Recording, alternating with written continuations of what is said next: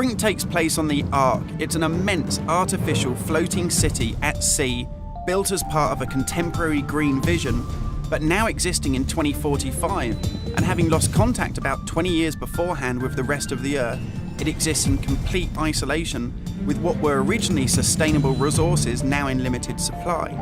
The result of this is that competing social factions have been thrown into an isolated and horrific conflict. We're heading to the Ark's airport. This was the original location that celebrities flew in and out of and had their photo opportunities, but it's also, because it's been deserted and disused for 20 years, the ideal location for me to show you a couple of the game's features in the absence of any enemies. Now, Brink uses those same familiar shooter controls that you're used to, but without the artificial constraints, because we've developed a new system that we're calling SMART. It stands for Smooth Movement Across Random Terrain. If you walk up to something that's an obstacle, just as you would do in any other shooter, you'll stop.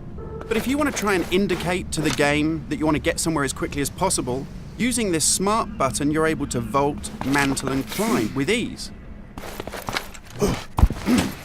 And this is a cool system for helping you navigate through the game, but it's not an autopilot. You don't enter a canned animation that you can't get out of. It's great for advanced players too.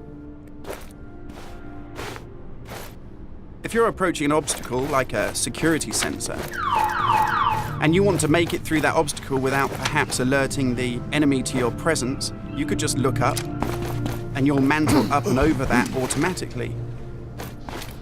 And by the same token, if you use your same SMART button just running towards something and looking down, you'll indicate to the game that you're able to slide under something. And this is really important because in Brink, we want you to be able to make tactical decisions about where you go and how you play.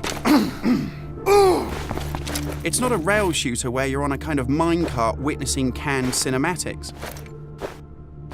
And that's important too, because in Brink, irrespective of whether you play offline or online, you can create a cool identity for yourself that really reflects how you want to play the game. So in Brink, you take on a combat role that suits your preferred playing style, whether you're on the front line attacking the enemy or perhaps at the rear doing support. You'll take part in military objectives as part of a coordinated squad.